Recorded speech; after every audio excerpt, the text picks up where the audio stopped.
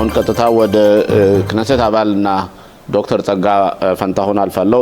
ተራስተልን ጸጋ ጤና ይስጥልኝ አቶ ሽሎሞ እንዲሁም አቶ ተስፋዬ የእስራኤል ሕዝብ በሙሉ አድማጭ ተመልካች በሙሉ እነሆ የዛሬው ቀን የመታሰቢያ ቀን ነውና የሞቱ ጀግኖች ወገኖቻችን ለሀገራቸው የህይወት መስዋዕትነት የከፈሉ አገራችን ከመቋቋሟ በፊትም ቢሆን አገር ለማቋቋም ህይወታቸውን የሰው በአጠቃላይ ነፍስ ይማርላለሁ እንዲሁም በሽብር ፈጠራ ድርጊትም ህይወታቸውን ያጡ ዜጎቻችን የዛሬው ዕለት በእውነት ህዝበ እስራኤል አንድ የሚሆንበትና ምንም አይነት መከፋፈል የፖለቲካ ልዩነት የማይታይበትና እነዚህን በእውነት ሰማዕታትና ህይወታቸውን በልጅነታቸው ቤተሰቦቻቸውን እየጣሉ ህይወታቸውን ለሰውልን የነሱ ቀን የምናከብረበት ቀን እነሱን የምናከብራቸው ቤተሰቦቻቸውን የምናከብራቸውና የቆሰሉትን ደግሞ የምንወዳቸው ቁስላቸው እንዲያገግም በውሻ ቁስል እንዲሆንላቸው ጥረት በእውነት ምኞታችን የምናደርግላቸውና በእውነት ለየት ያለ ቀን ነውና አንቺ ዶክተር ጸጋ የክነሴት አባል ነሽ። ልጆችሽ ውትድርና አገልግለዋን እያገለገሉም ይገኛሉ። እህቶችሽ ወንድሞችሽ እንዲሁም የቅርብ ወገኖችሽ የምታውቃቸው ሁሉ ውትድርና አገልግለዋን ከዛም በተለይ በዚህ አመት ውስጥ ባለሳሳት ክነሴት አባል ከሆንሽ በኋላ በተለያዩ ቦታዎች በደረሰው ጉዳት ቤተሰቦችንም ወታደሮችንም የወደቁባቸውን የሞቱባቸውን በሽብርተኝነት የተገደሉትንም ቤተሰቦች ሁሉ እየተዘዋወርሽ ስታይ ቆይተሻልና እንዴ በአጠቃላይ እስቲ ያለሽን ስሜት በዛሬው ቀን ሰፋ ባለ ሁኔታ ብትገልጭልን። በትክክል አቶ ሽሎሞ እነሆ ከትላንት ምሽት አንስቶ እነዚህ ጀግና ወገኖቻችን ቀደም እንደገለጽኩት አገር ለማቋቋም ከመጀመሪያውም ገና ለብዙ ሺህ ዓመት ያክል ተሰዶ የቆየው የእስራኤል ሕዝብ ወደ ትውልድ ሀገሩ ተመልሶ አገር እስካላቋቋመ ድረስ ብዙ ሰቆቃ መከራን ያሳለፈ ሕዝብ ነው። የቅርብ ጊዜ ትዝታ የምንለው ጭፍጨፋና እልቂት ከ80 ዓመት በፊት በጀርመን ናዚዎች ከ6 ሚሊዮን በላይ ወገኖቻችን መጨፍጨፋቸው ነው። ከዛ በፊትም በተለያዩ ጊዜያቶች ያለቀው የጭፍጨፋ ሁኔታ የሚታወቅ ነው። በስፔን፣ በፖርቱጋል፣ በተለያዩ ሀገራት ለብዙ አመታት ያክል የነበረው ሰቆቃ መከራ የራሱ ሀገር ከሌለውና ሀገር አለመኖር ብቻ ሳይሆን ተመልሶ በቅድስት ኢየሩሳሌም ከ3000 ዓመት በፊት በነበረችው ዋና ከተማው አገር ካላቋቋመ መፍትሄ አይገኘውም የሚለውን ይሄንን በተግባር ለማዋል ከፍተኛ የህይወት መስዋዕትነት ነው የተከፈለ። ከዛ በኋላም አገር ካቋቋምን በኋላም ይሄው የምናየው ነው። ወደኛ ስንመጣ በህብረተሰባችንም ሆነ በአጠቃላይ የእስራኤል ህዝብ የሚከፍለው መስዋዕትነት ቀላል አይደለም። አሁንም ቢሆን እኛን ለማጥፋት የሚደረገውን ጥረት ተመልከቱ። ድንበር ዳር ምንም የማያገናኛት ኢራንና እስራኤል ምንም ድንበር የላቸውም። ቢያንስ ከ1500 እስከ 1800 ርቀት ያለው ነው ድንበሩ ያለውና ያን ሁሉ አልፎ እስራኤልን ለማጥፋት በተለያዩ አቅጣጫዎች የሚካሄደው ሙከራ ያያየን ነው። በጥቅምት 7 ቀን 2023 ዓመተ ምህረት የደረሰውን እልቂት ሐማስ የፈጸመውን አይተናል። እና አሁንም ቢሆን የኛን እዚህ መኖር አይፈልጉም። የእስራኤል ህዝብ በትውልድ አገሩ ለዘመናት አላት ቅድማያቶች በነበሩበት ምድር በመካከለኛው ምስራቅ መጠመጡን የማይፈልጉ ጭራሽ ደግሞ በእስራኤል ብቻ ሳይሆን ድሮ አገር ሳይቋቋምም ህዝቡን ለማጥፋት የሚጥሩት አሁንም አርፈው አልተቀመጡም አሉ ጠላቶቻችን። ያም ሆኖ ግን ይሄው ውጊያው የምናየው ነው፣ ትግሉ የምናየው ነው። አቶ ሽሎሞ ወደ ጠየቀው ጥያቄ ስንመጣ እኔ ክነሴት ከገባሁ እንግዲህ 3 አመት ሆኗል። በዚህ ጊዜ ውስጥ የሄድኩበት የቀብር ስነ ስርዓት በጣም ብዙ ነው፣ ታውቁታላችሁ። የኛ ህብረተሰብ ብቻ ጀግና ወታደሮች ብቻ ሳይሆን አጠቃላይ የእስራኤል ጀግና ወታደሮች በሽብር ፈጠራም የተገደሉ ያን በሙሉ በሄድኩበት ሰዓት በእውነት አብዛኛውን ጊዜያችን ያሳለፍነው በዚህ ሂደት ነው። ግን በጎን ለጎን ደግሞ ስናይ ተመልከቱ የተገኘው ውጤት፣ የትግሉ ውጤት፣ የጦርነቱ ውጤት ታዳጊ ልጆቻችን ወጣቶቹ የህይወት መስዋዕትነት የከፈሉት ወጣት ልጆቻችን የሚታገሉት ወንድሞቻችን የሚሄዱት ያ ሁሉ ሲሆን የሚገርመኝ ሁሉም ለሀገሩ ለድንበሩ ነው። ታስታውሱ እንደሆነ ቀደም ታስቦ የነበረው የዘመኑ ልጆች ሞልቃቃዎች ናቸው።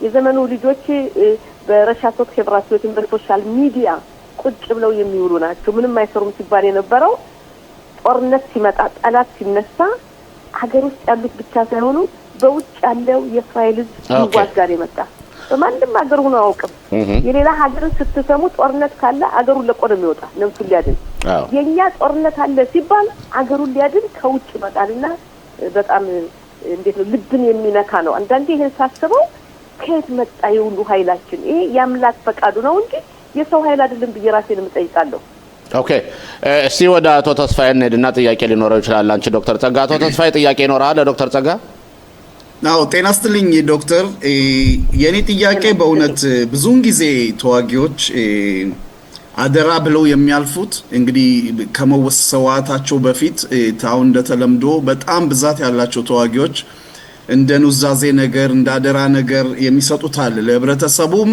ለመንግስትም ለወላጆችም ለተለያየ እና ተደጋግሞ የሚጻፈው ነገር ምንድነው ህዝብን አንድ የማድረግና ህዝቡ አንድ ሆኖ ይችን ሀገር እንዴት እንደመጠበቅ ያለበት እና ደግሞ ደስተኛው ሆኑ በተለያየ መንገድ ገልጸው የሚያልፉት ነገር ነውና ይሄን ነገር በተግባር ለማዋል በእውነት እንዴት ነው በመንግስትም በግልሽም እንዴት ታዩዋለሽ ይሄንን ዶክተር ተመልከት በመጀመሪያ ደረጃ በውስጥ እንኳን የሐሳብ ልዩነት ቢኖር አለመግባባት ቢኖር ጠላት ሲመጣ አንድ ነን የእስራኤል ጠላት ሲመጣበት አንድ ላይ ነው የሚታገለው ቀደም እንደገለጽኩትኝ በዚህ ጦርነት በዚህ ባንድ ወር ውስጥ እንኳን በኢራን ላይ በሚካሄደው ጦርነት በውጭ የነበሩ እስራኤላውያን ለመዋጋትም ሆነ እንዲሁም ወደ ሀገሬን መመለሰው ያገሬን ህዝብ መዋጋት የማይችሉት ቢሆን ሞራል ለመስጠት ባገር ውስጥ ለመገኘት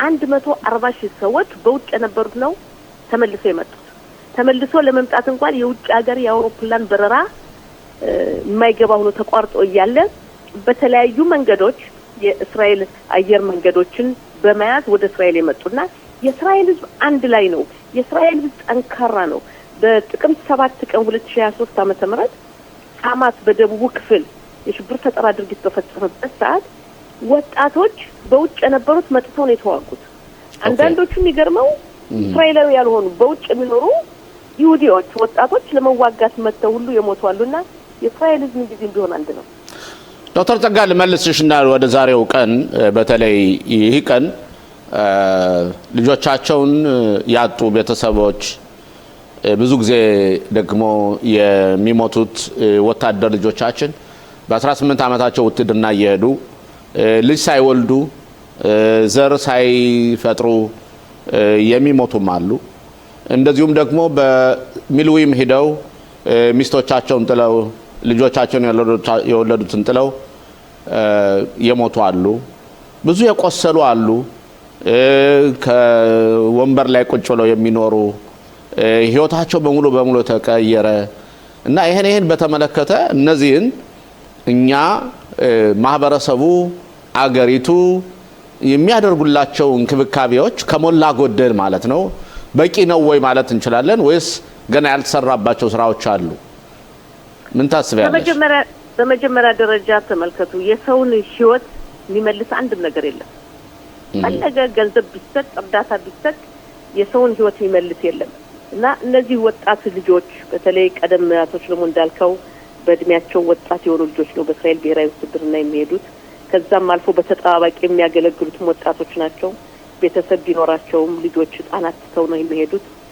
እነዛን ህፃናት ልጆቻቸውን ሳያሳድጉ ነው የሚሞቱት እንደዚሁም ደግሞ በጦርነት የቆሰሉ ሰዎች እንግዲህ ከህይወታቸው ፍጻሜ የአካል ጉዳት የሚደርስባቸው ቀላል አይደለም ወላጆችም ቢሆን ወላጅ ተቀምጦ ልጅን መቅበር ቀላል አይደለም አንዳንዶቹ አንድ ልጅ ብቻ ያላቸው የነበሩ ልጆቻቸውንም ያጡ አሉ ይሄ በሙሉ የእስራኤል ህዝብ ቀደም እንዳልኩት ሀገር ሳትቋቋም ጀምሮ ከተቋቋመችም አንስቶ የሚያደርገው ትግል ነው በአካባቢያችን ለመኖር ሌላ አማራጭ የለንም እኛ ራሳችን ካልጠበቅንና ይሄ ከፍተኛ የሆነውን ጉዳት እናያለን ነገር ግን በመንግስት በኩል በአገሪቱ በኩል በተቻለ መጠን ለነዚህ ሰዎች ህይወታቸውን ለሰው ቤተሰቦችም እንዲሁም ደግሞ ለቆሰሉና የአካል ጉዳት ለደረሰባቸው የአይምሮ ጉዳትም አለ የመንፈስ ጭንቀትም አለ ለነዚህ መንግስት እርዳታ ይለግሳል በቂ ነው ብትለኝ አይ ብዙ ገና መሻሻል የሚገባው አለ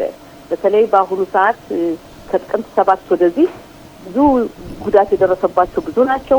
ጦርነቱም በእስራኤል ታሪኩን ማወቅ ረጅም ጊዜ ነው የፈጀው ጦርነትና ይሄ በሙሉ የበለጠ እንድናስብ እንደገና ያለውን ሁኔታ እንድንቀይር ያደርጋል። በጀት መጨመሩ ብቻ አይደለም፣ ሌሎችንም ሁኔታዎች እንቅስቃሴ ካሁን በፊት ለምሳሌ በጦርነት ምክንያት በአካል የተጎዱት አካላቸው ስለሚታይ የጎደለው ወይም የተጎዳው እርዳታውን ለመስጠት ይቀል ነበር። ግን አንዳንዶቹ ደግሞ የመንፈስ ጭንቀት አለ ድሮ በይፋ የማይነገርለት ወይም የማይታወቅ እነዚህ ነገሮች አሁን እየበዙ እየመጡ ነው። ሌላው የሚደንቃችሁ የተዋጉተኝ ብቻ የሞቱት የቆሰሉት ብቻ ሳይሆን በአካባቢውም የነበሩ ይሄን ሁኔታ ያዩ ሰዎች ልጆችም ሊሆኑ ይችላሉ፣ ትልልቆችም ሊሆኑ ይችላሉ። እነሱም በትክክል ባይዋጉ ሁኔታውን ስላዩ በአካባቢው ስለነበሩ ወይም ተጠልፈው የነበሩ የመሳሰሉትን ስናይ እንደገና መልሶ ማቋቋም ያስፈልጋል። ኦኬ፣ ሌላው ዶክተር ጸጋ አንድ ጥያቄ አለ። የኛን ማህበረሰብ በተመለከተ ፕሮፖርሽናሊ ሚዛን በምናደርግበት ጊዜ ብዙ ጊዜ በተለይ በዚህ በመጨረሻ 3 አመታት በሚደረጉት ጦርነቶች ላይ የኛ ወጣቶች በጣም ብዙ ሞተዋል። በተለይ በቁጥሩን በምናይበት ጊዜ በእርግጥ እያንዳንዱ እስራኤላዊ የሆነ ሁሉ ያሳዝናል። ግን ኢትዮጵያውያኖች፣ ዱርዞዎች እና ደግሞ ኪፓስሩጋ ይባላል ወይም ደግሞ እነዚህ ጽዮናዊ ዳቲ የምንላቸው የነዚህ አካል ወጣቶች በጣም ብዙ ነው የሞቱት እና ይህስ እንዴት ሊሆን ቻለ ብለሽ ታስቢያለሽ? እና እንዴት ነው ያም እንኳን ወደኛ ማህበረሰብ እንኳን ብዙ ጊዜ ዘረኝነት አለ፣ አገሪቱ ጥሩ አልተቀበለችንም እንላለን። ግን ወደ ውትድርና ዓለም ውስጥ በምንሄድበት ጊዜ ግን ልጆቻችን በቃ ፋይተሮች ነው መሆን የሚፈልጉት፣ ተዋጊ ብርጌድ ነው መሄድ የሚፈልጉትና ይህን እንዴት ነው የምታዩ? እንዴት ይህን አይን ሞራል ግንባታውንስ እንዴት ነው የምታዩ? እንግዲህ በመጀመሪያ ደረጃ በእውነት በአጠቃላይ በህዝብ ደረጃ በአገር ደረጃ ስናየው ሁሉም የእስራኤል ህዝብ ሁሉ ነው የሚዋጋው። በቡድን ወይም በማህበረሰብ ቀደም እንዳልከው የድሩዞችን ወይም ኪፓስሩ ጋር የምንላቸው ጥሩ ተደርጅትን ስንወስድ የኛዎችን ስንወስድ ያለው በአሁኑ ሰዓት የሚታየው ምንድነው የሚባለው የሞራሉ ሁኔታ የፍላጎቱ ሁኔታ ጎልቶ ይታያል። ወደ ኋላ ደግሞ ታሪክን ቀመለስ ብለን ስናይ ደግሞ የኪቡጽ ልጆች ኪቡጽ የተወለዱ አገሪቱን ወላጆቻቸው አያቶቻቸው ያቋቋሙት ደግሞ ለምሳሌ ባለፈው በሁለተኛ የሊባኖስ ጦርነት የሄድን እንዱ ቀደም በነበረው በመጀመሪያ የሊባኖስ ጦርነት የነሱ ቁጥር ደግሞ በእንዲህ አይነት ከፍተኛ የጦር ክፍል በተዋጊነት በመዋጋትና ህይወታቸው የጠፉት ቁጥራቸው በጣም ከፍተኛ ነው እና እንዴት ነው እንደማየው ከጊዜ ጊዜ ያንዳንዱ ቡድን የሚወስደው የራሱ ፍላጎቱ ሞራሉ ነው ብዬ ነው የምገምተው እና በእኛ ህብረተሰብ በእርግጥ ከፍተኛ ነው የመመልመሉ የማገልገሉ ሁኔታ ከፍተኛ ነው። የኛ ህብረተሰብ ወንዶች ብቻ አይደሉም፣ ሴቶችም ያገለግላሉ። ሴትም የሞተች አለችን አንዲት ሽማራ ግቡ ልታገለግል የነበረች ካርሜል ሻይ የምትባል ልጅ እና ይሄም አለና እያንዳንዱ ህብረተሰብን ስታየው በየጊዜው ለምሳሌ ጥንት እንዳልኩ የኪቡጽ ልጆች በብዛት ነው ያለቁ። በጣም የኪቡጽን ስንወስድ ከቁጥራቸው ጋር በኪቡጽ የነበሩና የሞቱተኝ በጣም ከፍተኛ ነው። በኋላ ደግሞ አይተክ ከሆነ የቀድሞ ሶቪየት ህብረት የመጡ የራሻ የነሱም አዲስ ገቢዎችም ቁጥራቸው ብዙ ነበረ። ኦኬ እና የኛ ህብረተሰብ ወይም የጦርነት በፊት የድሩዝን ስትወስደው በእውነት በአሁኑ ሰዓት ጎልተው የሚታዩ ጀግና ታጣቂዎች ናቸው። ሁሉም ማገልገል የሚፈልገው በብሔራዊ ውትድርና ነው። ያም ብሔራዊ ውትድርና ብቻ ሳይሆን በተዋጊነት ነውና ትክክል ነው። ይሄ የሂደቱ ሁኔታ እንደኛው የጊዜውም ሂደት ነው ብዬ ተጠብቃለሁ። ሁለተኛ የውስጥ ያስተዳደግህም የሞራሉ ሁኔታ አለ። ኦኬ ዶክተር ጸጋ የክነስት አባል በእውነት ላደረግሽልን ቆይታ በጣም እያመሰገንኩ በእውነት ሁላችንም ቢሆን በዚህን ቀን ይሄ ነው ሳንል አንድነታችን እነዚህን ሰማዕታት የምናስታውስበትና ወታደሮቻችንና እንዲሁም ደግሞ በሽብርተኞች የተገደሉትን ዜጎቻችን በመኖር እየፈለጉ ከቤታቸውም እንኳን የተጨፈጨፉትን በ7 ቀን 10ኛ ወር 23000 ዓመተ ምህረት እነሱን ሁሉ እናስታውሳለን እና በጣም አመሰግናለሁ ዶክተር ጸጋ። ምናልባት ማጠቃለያ በዚህ ጉዳይና በነገው ቀንም ያው የነጻነት ቀናችን ማታወጀን እንደታወጀው ሁሉ እናከብራለን የምትዩ ነገር ካለ መጨረሻ? አዎ ለማጠቃለያ የምለው በመጀመሪያ ደረጃ መዘንጋት የሌለብን እስራኤልን ለማቋቋም የተከፈለው የህይወት መስዋዕትነት ቀላል አይደለም። አሁንም እየተከፈለ ነው። አሁንም ቢሆን በትግል ነው ያለነው። የኛን መኖር የማይፈልጉ አሉ። በመካከለኛው ምስራቅ በእስራኤል ምድር ብቻ ሳይሆን በመላው ዓለም የሚገኘው የይሁዲ ህዝብ ለማጥፋት የሚጥሩ ብዙ አሉ። ያም ሆኖ ግን ከአምላክ በታች የኛ ትግል እያያዘን ነው። እነዚህ ጀግናዎቹ የሞቱት ብዙ ቀደም ዘርዝረነው አለኝ። ወጣት ልጆቻቸውን ልጆች እኮ አሉ የተወለዱ አባቶቻቸውን የማያውቁ። ይሄን እነዚህን ሰዎች መርሳት የለብንም። እስራኤል ገና ወጣት ሀገር ናት። ገና አሁን 78 ዓመቷን ነው የምታከብረው። ዛሬ ምሽቱ 8 ሰዓት ላይ የነጻነቱ በዓል ይጀምራልና እነዚህን መዘንጋት የለብንም። በቀላሉ እስራኤል አልተገኘችም። በቀላሉ እስራኤል አትኖርም። እዚህ አካባቢ የምትጠበቀው በጀግና ልጆቿ መሆኑን መዘንጋት የለብንም። እያንዳንዱ በሙሉ በዚህ ጦርነት የተከፈለውን ማሰብ ይኖርበታልና ይሄን ነው የምለው። ነፍስ ይማር ለሁሉም፣ ለቆሰሉትም ምህረት ይላክ። አሜን። አመሰግናለሁ ዶክተር ጸጋ። ጤና ይስጥልኝ።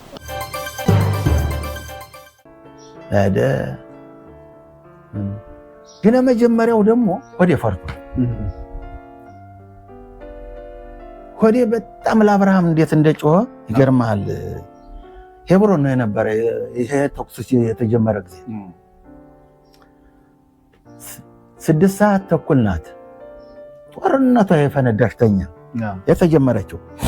አሁን እዚህ ቤተ ክህነት ስገባ ለሌሊት የቤተ ክህነቱ ደጃፍ ስደርስ በዚህ በወፋቂማ እንዲያውን ማት ወረደ። አሁን እዚያ ቤተ ክህነት አንዳንዶች ይወጣና ያውን ፈንተውት አንተ ወደዚህ አትገባም፣ ተሱ ምን ታረጋለና ግባ ይለኛል። አንተ ምን ልታርግ ወጣህ? ታዲያ ያው ቤተ ክህነት ገባን። እናንተ ይሄን ቤተ ክህነት ተልቶሎ ቅዳሴውን አርጎ የጥይት በስቷል ተሎ በረስቷል። ያን እንደዚህ አድርገው የኛም ፌዝር አርገነዋል። ታዲያ ጨርሰን ሄደን ምሳየት ቁማን ሲቆረስ ፈረደ ብርሃኑ እየሮጠ እዚያኛው ቤተ ክህነት ነበር። እየሮጠና ሰው ሞቷል፣ ጦርነት ተነስቷል፣ ተጠንቀቁ ብሎ ሌላ ማላለው ተነስቶ ሄደ። ጠላም አለ ቢራም አለ ምሳየት ተቆርሷለኝ። አራ እናንተ ተነሱ፣ ጦርነት በስቷል፣ ተነሰን። እኔም እየሮጥኩ መጥቼ ተቤቴ ብደርስ ትንሽዬው መዚያውን ቆሾ እየቆለፍ አገኝ ደረስኩ። ምንድነው እንዳጋጣሚ ማማድ የለንም በዚህ ግድም ያለ ነው። ምንድነው አረገ ግባ ወዲያው ቀጥታ ደረሰ ምለው ልጅ አለ የዘላለም በባህር ኃይል የሚሄድ ለሱ ደወልኩለት። እንዴት ነው? አቤት አለ። ምንድነው? አይኔ እየተነሳሁ ነው፣ ተጥቅላ ነሳየርኩ ነው፣ ወደ ጦርነት ተነስቷል፣ ወደ ማማድ ግባ ሌላ ማላ ላይ ባይ አለና ስልኩን ዘጋ። አዚያው ለዚህ መከረኛ ልጅ ደወልኩ ለአብርሃ ሄብሮን ነኝ ብሎኛል። ስልኩ ዝግ ነው አነሳ። ተዚያ ለሌሎችም ደግሞ ቅዳሜ ነው ማለት ደወልኩ። አይውጡ ተብለናል፣ እየወጣነ ነው፣ ወደ ማማዲር ነው ሌሎች ወደ ማማዲር። ይሄን ማማዲር ለመሆኑን ያውቃሉ። ቦታ ያዝ፣ ጦርነት ተነስቷል፣ ወደ ማማዲር። እኛ ወጥተ እየታጠቅነ ነው። ምደውልላቸው ልጆች ሁላ እየወጣነ ነው። ምን ማድረግ ነኝ? እዚያ ቁጭ አልኩኝ። ያማት ይፈሳል። ይሄ ትንሽዬው ደግሞ ባክና ሚቅላት በዚህ ያለ ቤተ ክህነት ተዚያ ውስጥ ነው አይደለው? ለምንድን ነው ምን ሄደዋል? እዚያስ ብንሄድ ምን አለና አለ። እዚያ ያው ስል እሑድ ማልዳ ደወለ ራሱ አብርሃም። የደወልከውን ስልክ ይዤ አልገባም፣ ሄብሮን ነው የነበርኩ። ግን አሁን ስመለስ አየሁትና ለደወልኩልህ ነው። ደህና ነህ? አንተሳ ደህና ነህ? አሁን ወደ አዛ ልንመለስ ነው፣ ወደ አዛ ልንገባ ነው። መቼ? ዛሬ ማታ ወደ አዛ እንገባለን አለ። ኧረ በሰላም ይመለስ እስቲ ልጄ። እዛን ጊዜ ሆዴ ጮኸ። እዛችን ቀን ሆዴ አዛ ገባ። ከዚያ ምን ማድረግ ነው ብዬ ስደውል አንዳንድ ቀን ሳነሳ ስላላ አሁን ለእህቴ ደግሞ ብርሸባ ላለችው እህቴ ነገርኳት። ዛሬ ምን የምታደርግ ነህ? ይግባ እንጂ ምንድን ነው አለችና ዝም አለች። ሆዴ ጮኸ። አንድ ቀን ቁጭ ብዬ እንደው አብርሃም እንጃና ሆዴ ፈርቷል አልኩና ቁጭ ብዬ ብቻዬን አሁን ተቀመጥኳት ላይ ለአብርሃም ምን ታሪክ ልስራለት አልኩ። ምን ታሪክ መሰራለት ታሪክ ግን በስሙ ወሪት ማጻፍ አለብኝ። እችን ቃላት ብቻዬን ነው አልኩ። ያ ወዲያ ሰንቶ መጣ። እዚያ መጨረሻው እንግዲህ ወለ መጨረሻው ስንብቾች ይሄ ይሆናል። ተዚያን ወዲያ መጥቼ ተዚህ ቁጭ ብዬ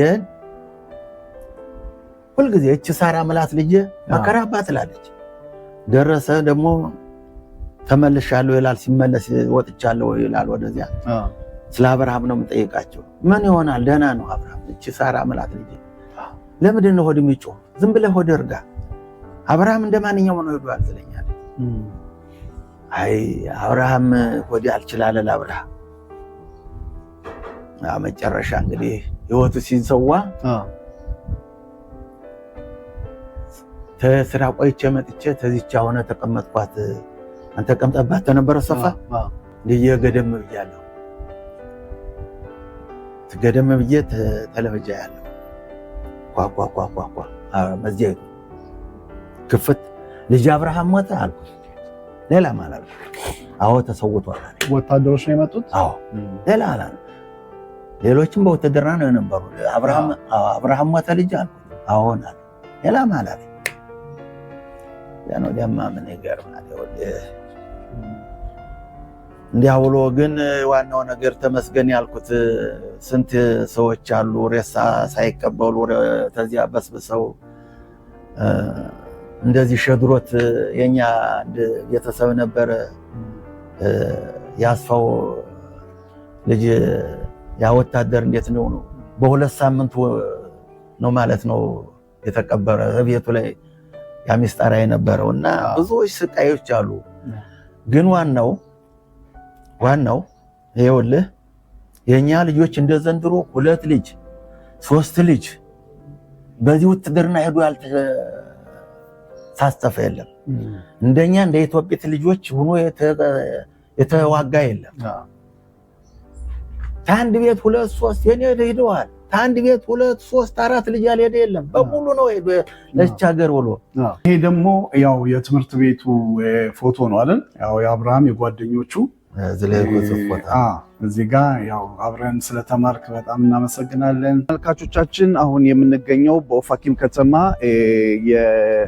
የሺቱ ጫኔ የእስራኤል ጫኔ የሺቱ አበራ የእስራኤል ጫኔ እናት ቤተሰብ እየገባን ነው። እስኪ እንግባና ነው።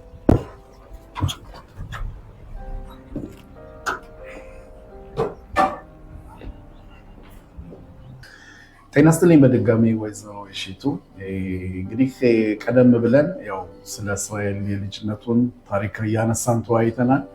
አሁን ደግሞ እስኪ ጥቅምት 7 እንግዲህ በጠቅላላው እስራኤል ማለት ይቻላል የአሸባሪው የሐማስ ቡድን ያው እናንተም ያላችሁበት አካባቢ ጠረፉ ላይ ናችሁ ማለት ይቻላል። ኦፋኪም፣ ስዴሮት፣ ኔቲቮት በጣም ጠረፍ ለጋዛ ቅርብ ናችሁና በዛን ጊዜ ሰርገው ገብተው የገቡበት ዋናው ኦፋኪምም እንደዚሁ ገብተዋል።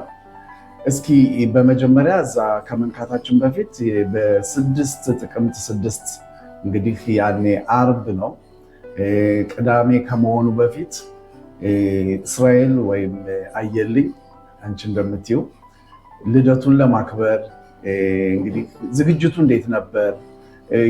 ሲምካት ቶራም ያው እስራኤል ልዩ የኦሪት በዓል ነበር በዛን ጊዜ። በመጀመሪያ እስኪ ስለሱ እንነጋገርና እንዴት ሁላችንም እንግዲህ ሀገር ሰላም ብለን ነው ልንተኛ ሄድነው አርብ ሌሊት፣ ከዛ ቅዳሜ ጠዋት የሆነው ሆነ። እስኪ በመጀመሪያ መለስ ብለን አርብን እናስታውስ ብዬ ነው። አርብ እንዴት አሳለፋችሁት?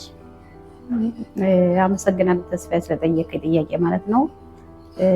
ዓርብ ዕለት ያው 6 ቀን 10ኛው ወር ነው የነበረ። ያው ልደቱን ለማክበር ቅዳሜ ማለት ነው ዝግጅታችን። ያው ወጋ ገዝተን ነበረ፣ ባልሆንም ገዝተን ነበረ። ያው ልጄና ጓደኛይቱ ተዘጋጅተውለት ነበር ልደቱን ልንቀበል ቅዳሜ ማለት ነው። ያው ቅዳሜ ማታ ዓርብ ማታ ያው ሄደው ሲዝናኑ አምሽተው መጡ። ያው ጠዋት መጡ። ጠዋት ሲመጣ ያው እኔ ሲወጣ አላምንም። እናትም እንደመሆን መጠን ይማ አልተኛሽም አለኝ። መታችሁን ነው ብዬ ስጠይቀው አልተኛውም እናንተን እየጠበቁ ምናምን ብዬ ስቄ ተቃቀፍነ ተሳሳምነ። ከዛም በኋላ ሄዶ ያው የምሎዴት ልብስ ቀይሮ ትሬኒንግም ለብሶ ውሻውን ሊያዝናና ወጣ ከጓደኛቱ ጋራ ማለት ነው። ከጓደኛቱ ጋር ወጥቶ ያው የሆነች ፓርክ አለሽ እሺ ያለባተይ እዛ አዛካ ሰማ። አዛካ ሲሰሙ ወደ ቤት መጡ። ወደ ቤት መጥተው ይማ እኔ ልጅ ወደ ማማዱ አለኝ። አንደኛም አዛካ ማለ የሬውቱም ነበረ በወቅቱ። አሁን እንዴት እንሄዳለን? ያው ሁሉ አዛካ ባዛ ሲተኮስ አልወጣንም። እንዴት አሁን እንወጣለን ምናምን ስለው አይማ የሽ ምን ሃማን ያለኝ ይቀጥታ ማለት ነው እሱ። ምክንያቱም እሱ ያው ዲባቲ ነው ሰምቷል ማለት ነው። አዎ መሳሪያውን ሰምቷል። አዛካ ጋር ሆኖ ያው ሰው እንዲወጣ መሳሪያውን ሰምቶታል ማለት ነው። አሁን ያው ወደ ማማዱ ሄድና እሱ ውሻውን ይዞ ጓደኛይቱ ማለች ልጆችም አሉ ያው አቢባ እናዳባሉ። ተነስተን ወደ ማማዱ ሄድና ያው አዛካውና የሮት ስለነበረ ግቡ ነው ያለና እሱ ከደጅ ሆነ። እሱ ከደጅ ሲሆን እኔ አልገባም አንተ ካልገባህ እኔ አልገባም አልኩተይ። አሁን ግቢማ ግቢ ስለኝ እኔ አልገባም አንተና የኔ ነፍስ አንድ ናት አልገባም አልኩተይ። ከዛም በኋላ ያው የሮቱም ቀጠለ። አርበጅ ምናምንም ተተኮሰ። ድጋሜ ማውስም የካቶራንም የነበረ ተመልሶ መጣና ውሻውን ያው ማርሌ ውሻው የሱ ነው። ውሻውን አሰረና ተመልሶ ሮጠ። የግዳሁን ይዞ ሲወጣ መጀመሪያ ወደ ማመዱ ስንሄድም የግዳሁን ይዞ ነው የወጣ። ከዛም በኋላ ተመልሶ ሲወጣ ሌሎች ጎረቤቶች ኮባ አድርገሽ ይዞት ካለው አሉታይ። አሁን ተመልሶ ኮባውን አድርጎ ወጣ። ያው ወደ ማህብሊሞች ነው የሮጠ። ያው ማማድ የተዘጋው ማማድ ያው እየከፈተ እየሰበረ ነው።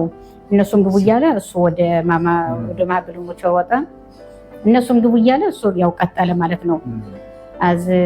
እነሱን ስትይ ያው የአካባቢውን ሰው ከቤታቸው ሲወጡ እዛው እያለ የሽሜንሃማ ተውጡ እያለ ያስጠነቀቀ እሱ እየሮጠ ሄደ። እንግዲህ በዚህ ሰዓት ሲሮጥ ያለ ጫማ ነው። እሱ ያለ ጫማ ነው። ታግየውም ነበር መጀመሪያ ታግየው ነበር ላስቀር። ግን ያው ሴትና ወንድ ትግሉ አንድ ስላልሆነ እሱ ተይማ አኔ ወለህ ላጤላናሽም ነው ያለኝ። የዛን ጊዜ በወቅቱም የግዴታ የህይወት ማዳን አለብኝ ብሎ ነው ያለ። ከዛም በአንድ ጫማው ነው የሮጠ። አየለ በአንድ ጫማው ነው የሮጠ። ከዛም በኋላ ውጊያውም ቀጠለ። እሱም ተዋጋቸው ቀድሞም የደረሰ እሱ ነው የነበረ። እኛም ያው ከውጭ ነው የነበርኩኝ። እኔም ቢሆን ያው አንዳንዶች እየሄዱ ያው የፊቱ የሚሄዱት ያው ይሞታሉ እና ታግዬም ነበር አላዳንኩትም። ከዛም ያው ሽጉጥ ነው የነበረ። የሽጉጡ አለቀበት። ከዛም በኋላ ያው ተንደርድሮ እኔ ውጭ ላይ ነበርኩ እያየሁትኝ ተንደርድሮ ያው 3 ጊዜ እንደተንደረደረው ያው ከፊቴ ላይ ምንም ብንራራቅ ወታደሮች ቢይዙኝ ያው ሲወድቅ አይቼዋለሁ። ወደቀ። እኔም ልጅ ወደቀ ብዬ እሪ ያልኩኝ። እነሱም ያዙኝ፣ ወደ ቤት አመጡኝ። ተመልሼ ሄድኩኝ። ያመጡኛል። ያው ቀኑን በሙሉ ስሄድም ስመጣም ነው አልኩ ከነሱ ጋር ማለት ነው። ውጭ ነው አልኩተይ እና ያው አመሸነ። ያው ብዙ ሰው ነው የሞተ ወደ 54 እንደዛ ነው። በዛውን ጊዜ የሞቱ ወጣት ፋኪን ብቻ 54 ሰዎች በአሸባሪ ሞተዋል። እነሱም ያው ተዘጋጅተው ስለመጡ ያው ከዛው ዋልነ እየተመላለስኩኝ ከዛው ዋልኩኝ።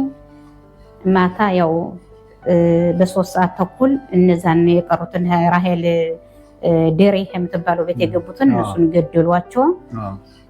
በ3 ሰዓት ተኩል ያው አስከሬን በሙሉ ሊነሳ ቻለ። ስጡኛ ተወሰዱት ነው ብዬ ነበረ።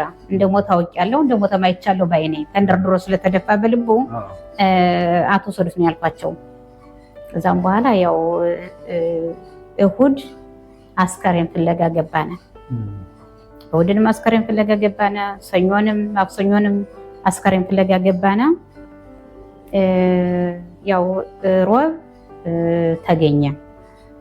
ያው በኤሌክትራ ሲሰራ ስለነበረ ኤሌክትራ ጓደኞቹ ጸቤቱ አወጣቸው ማንካሉ አውቶ ፍለጋ ቀጠሉ።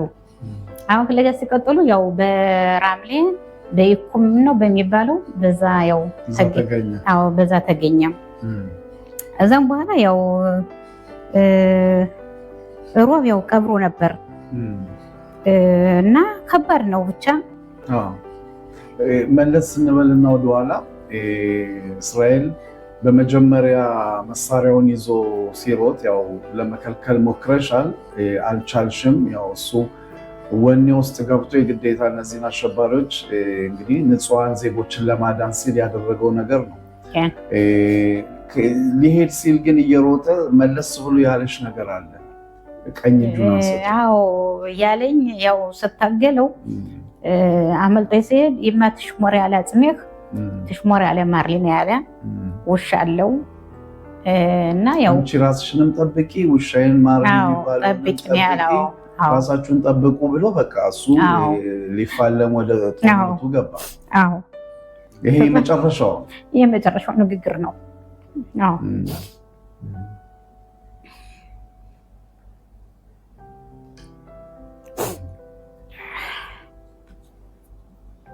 እንግዲህ ይሄ ሁሉ ሲሆን እስራኤል ያደገበት ሰፈር ነው፣ የተወለደበት ቤት ነው። የሰፈሩን የመንደሩን ሰዎች ያውቃል። እነዚህን ሰዎች ለማዳን ብሎ ነው ይህንን ጀግንነት ስኬት እንግዲህ ያደረገው። ብዙዎቹ እንደውም የአካባቢው ነዋሪዎች በጣም እኛም ብዙ አድኖናል፣ እሱ ባይሆን ኖሮ ብዙ ሰው ይሞት ነበር የሚሉ አሉ። ቤተ ክኔሴት ያን ጊዜ እንግዲህ ያው የጠዋት ጸሎትም ነበር። እነሱን ወደ ቤተ ክኔሴት ለጸሎት የሚሄዱትንም እንደዚሁም ጦርነቱ ያው የማስጠንቀቂያ ደውልም የተደወለ ጊዜ ወደ ከቤታቸው የወጡትን ሁሉንም ግቡ እያለ እየጮኸ እየሮጠ ነው እንግዲህ ይሄ የደረሰበት። ቀደም ብለን ስንነጋገር ስለ ባህሪው ስትነግርኝ በልጅነቱ እስራኤል ለሁሉ ደራሽ ለሁሉ አጋዥ ነው። ለሱ ለራሱ አይልም። ሁልጊዜ በቃ ለአካባቢው ላሉት ጓደኞቹ ነው ያልሽኝ እና ይህን ነገር ለማያያዝ ሞክሬ ነበር እና አሁንም ህይወቱ የተሰዋው ህይወቱን የሰጠው ያው ለሰው ሲል ነው። እንዴት ምን ታያለሽ እዚህ ላይ? አዎ አየሌ እኔ ያው አየሌ ስለምለው ነው። ያው እስራኤል ተወልዶ ሲያድግም ለሰው ነው የሚል ትምህርት ቤትም እየተማረ ሰው መርዳት ነው የሚፈልግ። በተቻለው ያክል አቅም ሰው ማገዝ ነው የሚፈልግ። ኋላ ውትድርና ሲሄድም ደግሞ ለጓደኞቹ ማገዝ ነው የሚፈልግ።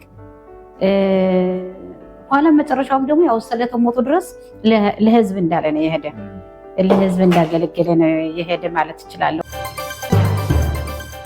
ምስራቅ እንደምን ዋልሽ? ሰላም ላንተ ይሁን አይቻው፣ እንዴት ዋልክ? እንዴት ነሽ? ደህና ነሽ ወይ? እግዚአብሔር ይመስገን ደህና ነኝ። እንግዲህ አንቺ የኤርሚያስ እናት ነሽ። አዎ። እስኪ ኤርሚያስ ማን ነው? ኤርሚያስ በሁለት ቃል መግለጥ አይቻልም፣ ግን በተቻለኝ እንደ እናት ገልጠዋለሁ። ኤርሚያስ የመጀመሪያ ልጅ ነው። ኤርሚያስ የሌዳውብ በጣም የሚወደድ ልጅ፣ ጓደኞች ጋር በሰላም የሚውል፣ በትምህርት ቤት ደረጃ በሰላም የሚውል፣ ህብረት ያለው፣ ከሰዎች ጋር ልዩነት በሌለው የሚኖር ማለት ሁሉንም ሰው ርያ ቶባ ያለው አስተያየቱ ስለ ሰው ልጅ መልካም የሆነ ኤርሚያስ የመጀመሪያ ልጅሽ ነው? አዎ የመጀመሪያ ልጄ ነው። እንግዲህ ያው የመጀመሪያ ልጄ ነው ስል እናት የተባልኩበት ለማለት ነው እንጂ አለችኝ ሴት ልጅ ማለቴ ነው። እውነት ነው። እንዴት ነበር አስተዳደጉ? በትምህርት ቤት በጓደኞቹ ዘንድ እንዴት ነበር ያደገው? ምን አይነት ጸባይ ነበረው? ኤርሚያስ እንግዲህ በ2007 ነው የተወለደው በኢየሩሳሌም ከተማ በካታሞ ነው የተወለደው እና የተማረው የመጀመሪያ ትምህርት ቤት የገባበት ሉሪያ ይባላል፣ በሴፈር ሉሪያ። ግን እንዴት ነው እድገቱ ስትለኝ አሁን በቃ ከልጅነቱ ጀምሮ ከመዋዕለ ሕፃናት ጀምሮ ያለውን ባህሪውን ሰው ወዳጅነቱን ለልጆች ጨዋታ እንኳን ሲወስዱባቸው የሆነ ኳስ ሲወስድባቸው ሌላ ሰው ሲወስድባቸው ሂዶ ተቀብሎ መጥቶ ለዚህኛው የሚሰጥ ነው። ኤርሚያስ ማለት ሌሎችን በጎን የማያይ ልጅ ነው ማለት ከርቀት ሆኖ ይመለከታል። ልጆች ብቻቸውን ሲሆኑ ወደ ጥግ ሲሆኑ ሂዶ ጓደኝነትን እንትን ይላቸዋል፣ ይጋራቸዋል፣ ይጠይቃቸዋል። ብቻቸውን እንዲያያቸው አይፈልግም። እና ብዙ ጊዜ የመዋዕለ ሕፃናት መምህራኖች ብዙ ጊዜ ስለራሱ እንትን አይልም፣ ስለሌሎች ነው የሚጨነቀው። እና ይሄ ደግሞ ጥሩ ነው ግን ደግሞም ጥሩ አይደለም ይሉኝ ነበረ። እና እኔ ደግሞ ሁል ጊዜ አይ ከሚወስድ ወይም እሱ እንትን ከሚል ለነሱ ቢያካፍል ነው። ይህን ባህሪውን ወደዋለሁ። አካፍለው ማካፈል አንደኛው እንዳይጎዳ የሚለውን ነገር ደስ ይለኛል። በጣም ወደዋለሁ። እንግዲህ እድገቱ ነው የራሱ ነው። አዎ በቀብር ስነ ስርዓት ትዝ ይለኛል። እኔም ነበርኩ። አስተማሪዎቹም መጣው ያነቡበት ስለሱ ተራ በተራ እየወጡ የተናገሩበትና ምን አይነት ልጅ እንደነበር እዛ ያስረዱን ነው እኔ ነበርና የአሟሟቱ ሁኔታ እንዴት ነው የተሰዋው እሱ? እንግዲህ ኤርሚያስ ያው ብዙዎቹ እንደሚያውቁት ብዬ አስባለሁ። ኤርሚያስ እንግዲህ በ27 10ኛ ወር ነው ጸባይ መጀመሪያ ሄደው ማለት ነው። ከዛ በ28 ማታ ለማታ ዙሮ ተመለሰ ማለት ነው። እና የሱ ኮርስ እስኪጀምር ድረስ እሱ የደረጃ እንትኑ እስኪጀምር ድረስ ቤት ሰንብት ብለው 2 ሳምንት ነበር ቤት ውስጥ። ከዛ በ11ኛ ወር ተመለሰ ማለት ነው ወደዛ። እንግዲህ ኤርሚያስ የሞተው በምግብ ነው። ያው ማለት ምግብ ስል ያው መድኃኒት አድርገውበት ምናምን እንዳልሆነ ማወቅ አለባቸው።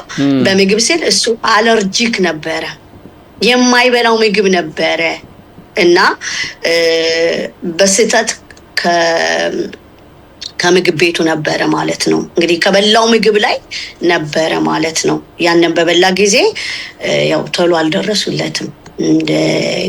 እንደገባኝና እንደተረዳሁት እንደተነገረኝ ቶሎ በጊዜው ነገሩን መርፌውን ምናምን አላገኙለትም ወዲያው። ስልጠና በዛ መልኩ ነው። አዎ ስልጠና የመጀመሪያው ሳምንቶቹ ነበረ። በቃ 3 ቀኑ በስልጠና ላይ ያለ ማለት ነው። እንደው በየትኛው ወታደር ክፍል ገብቶ የማገልገል ፍላጎት ነበረው? መጀመሪያ ጻባውን ሲያስብ ያው መጋብ ነበር መሆን የፈለገው። በቃ መጋብን ነው የፈለገው። ግን ከሁኔታው የተነሳ ማለት ከጤናው የተነሳ ያው አለርጂ ስለሆነ ፕሮፊል ይወርዳል፣ ያው የሚሰጠው እንትን ይወርዳል እና ከዛ አኳያ እንትን ሹፌር ነበር ለመሆን ኮርሱን የጀመረው። በዛን ሰዓት በዛን ወቅት እንግዲህ ይህ መራራ መርዶ ሲመጣ አንቺ የት ነበርሽ? እንዴት ሰማሽ? እኔ እንግዲህ ያው እንደምታውቀው 3 ቀን ነው ከሄደ እና ሐሙስ የሚመለስ እንደሆነ ነበር ማውቀው እና ስራ ነበርኩኝ 12 ሰዓት አካባቢ ማለት ነው። ለኤርሚያስ ጻፍኩለት ማለት ነው። ዛሬ መንገድ ላይ ነህ ትመጣለህ ወይ? ያው እናት እንደምትጠይቀው ጠየቅኩት ማለት ነው እና አልመለሰልኝም። ከዛ 2 ደቂቃም አልቆየም አለቃዎቼ፣ የስራ አስኪያጆች አብረውኝ የሚሰሩ አለቃዎች መጡ ማለት ነው እና ሲመጡን ያልገባኝም፣ ምክንያቱም አላሰብኩትም።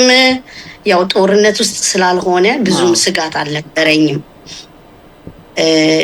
ደግሞም 3 ቀን ስለሆነ ከሄደ ኮርሱን ከጀመረው ያው ስልጠናውን ከጀመረው 3 ቀን ስለሆነ ይህን ያህል የሆነ ነገር ይሆናል ብዬ አላሰብኩም ጨርሶ። እና ያመጡት ሰዎች ሊነግሩኝ የመጡት ሰዎች ከባድ ነበር። አይቸው በጣም ከባድ ነበር። በጣም ማለት ይህ ቃላት አይገልጠውም። ያንን ቀን ቃላት የለኝም፣ ልገልጠው አልችልም። እንዲና እንዲ ነው ልል አልችልም። ህመሙን ማለት ነው። ጥያቄም አለ። ወዲያውኑ እየነገሩኝ እያለ ለምን እንደመጡም አልገባኝም። መጀመሪያ ላይ ጠየኳቸው፣ ምን ልታረጉ መጣችሁ አልኳቸው ማለት ነው። ምክንያቱም የለኝማ ጭንቅላቴ ውስጥ የለም ልጄ ይሞታል የሚለው ነገር ፈጽሞ ስላልነበረ ማለት ነው። እና ግራ ተጋብቼ ነበረ እና በጣም ከባድ ነበር። ከባድ በቃ ይህ ነው የማይባል ቀን ነው ያ ቀን። ሐሙስ ቀን በጣም ከባድ ቀን ነበር፣ የሰማሁበት ቀን። ለመጨረሻ ጊዜ ስልክ ስታወሪው መቼ ነበር? ምን ነበር የተባባላችሁት? ሮብ ማታ ነው። አልደወልኩለትም፣ ያው እንትን ላይ ስለሚሆን ብዬ መጻጻፍ ነው። በጣም እንጻጻፋለን እኔና ኤርሚያስ ማለት በቃ በመጻጻፍ የተዋወቅነን። በጣም ነው የምንጻጻፈው፣ ሁሉን ነገር ነው የምንጻጻፍ። እና ያው እናት አይደለሁ በላህ ወይ ጠጣህ ወይ እንዴት ነው ተስማማ ወይ ያለው ነገር እንዴት ነው ብዬ ጠየቅኩት ማለት ነው። ያ የጠየቅኩት ሮብ ማታ በ9 ሰዓት ተኩል ላይ ምሽት ላይ ማለት ነው። እና ኢማ አኮልቶ ባለኝ በቃ እንደዚህ ነው። አኮልቶ አኒ ብሰደር ደህና ነኝ ተስማምቶኛል አለ ማለት ያው ጓደኛም አግኝቶ ነበር እዛ፣ ሰዎች ወዲያው ተዋወቀ እና እንደዛ አለ ማለት ነው። የመጀመሪያ ቀን መቼም ብዙ መናገር አይችልም እሱ ገና 3 ቀን አይደለም። ግን ለጠየቅኩት ጥያቄ እኔንም ለማረጋጋትም ሊሆን ይችላል። ልጆች እኮ የእናትን ጭንቀትም ስለሚያውቁ ያው እንደዛ ደህና ነኝ ብሎ ነው ያለ። ደህናም ስለነበረ ማለት ነው። ያው ያን ቀን ደህና ስለነበረ ደህና ነኝ አለ ማለት ነው። እና ትሽሞራ ለጽምቃራ እስክንጠብቅ አልኩት። ይሻለ በቃ በበነገታው ሐሙስ የመርዶ መጣ። ያው ሮብ እንደዛ ጠይቄ አኮልቶቭ ብሎኝ የነበረ ልጅ ሐሙስ ዕለት ሙቷል ሲሉ በጣም ይከብዳል ማለት። እንዴ ትናንት እኮ ደህና ነኝ ነው ያለኝ፣ አኮልቶም ነው ያለኝ፣ ሁሉ ነገር ሰላም ነው ያለ። እንዴት ነው ብዬ በጣም ከባድ ነበረ። በጣም ከባድ ነበረ ያ ቀን ማለት ነው። ለእኔ በጣም ከባድ ነበረ። ይከብዳል። ዋው እስካሁን ድረስ ሳወራ ያ የሰማሁበት ቀን ስሜት አለ። ያ የሰማሁበት ስሜት አለ። እንዴት እንደሆንኩ ራሱ አላውቀውም። እንዴትም ቤት እንደደረስኩ አላውቀውም። ማለት ከቤት አይደለም የነገሩኝ፣ የሆነ ቦታ ወስደው ነው የነገሩኝ። እና ከባድ መቼም እኛ ሰዎች ነን፣ እዚሁ ነን። እንዲህ ቢሆን ምን እናደርግ ነበር እንባባላለን። እንደው ይሄ መሆኑን ብታቂ ኑሮ እንደው ምን ታስቀሪ ነበር ከሱ? ምን አስቀር ነበር? እንደዚህ እንደው እንዲህ ባጭሩ እንደመቅረቱን ብታቂ ኑሮ እንደው ምን ነው ይሄን ነገር ሳላደርግለት ወይም ይሄን ሳላደርግ የምትይው ነገር አለ? ወይም እንደዚህ ቢያደርግልኝ ኑሮ ብለሽ የምትቆጭበት ነገር አለ? በዚህ ሁሉ ነገር የገባኝ ግን አንድ ነገር ነው። አይቸው ልጆቻችን ስንት ጊዜ እንወዳቸዋለን ብለናቸው እናውቃለን። ስንት ጊዜ እውነተኛ ፍቅር አሳይተናቸው እናውቃለን።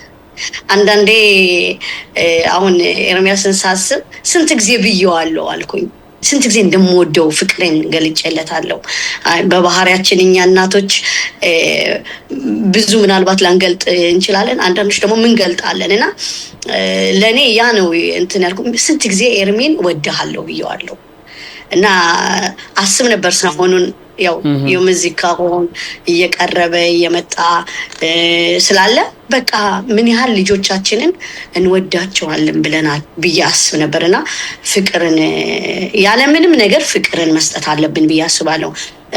ሰሩም አልሰሩም፣ ረዱን አልረዱን ልጆቻችን እስከሆኑ ድረስ ከኛ ድግማሽት የሚባል አይደል? እኔ መውደዴን መግለጽ የበለጠ መውደድ ማሳየት እንዳለብኝ ነው የገባኝ ፍቅርን ማለት ነውና ያለምንም የማይመለስልህ ነገር ነው። ፍቅር እኮ መልሱ ወደህ ውደዱኝ ማለት ሳይሆን እንዲሁ በነፃ የሚሰጠውን ነገር ነው ያሰብኩትኝና ምን ያህል ልጄን ወድጄሃለሁ አልኩኝ ብዬ ጠየቅኩ ለራሴ ማለት ነው።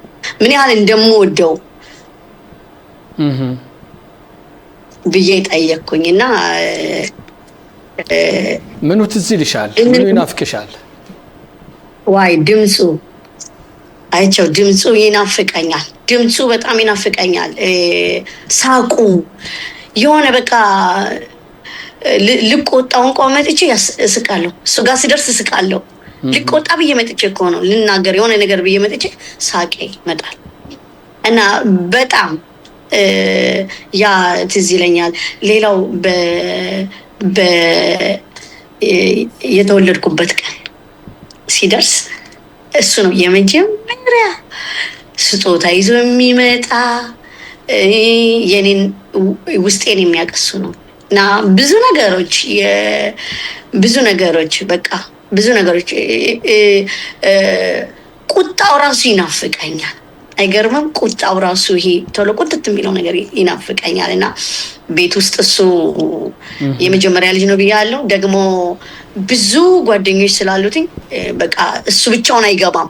ሁልጊዜ ከጓደኞች ጋር ነው የሚገባውና ቤቱ ደግሞ ጭር ሲል እሱ እኮ አንድ ሰው ሆኖ ስንት አይነት ነገር ያደርግ ነበር። የሚቀጥለው ጥያቄ ነበር እሱ ከሞተ በኋላ ህይወትሽ ምን ይመስላል፣ ቤቱ ምን ይመስላል ቢል ጠይቅሽ ነበር። ያው እንግዲህ አንቺ ጀምረሽዋል።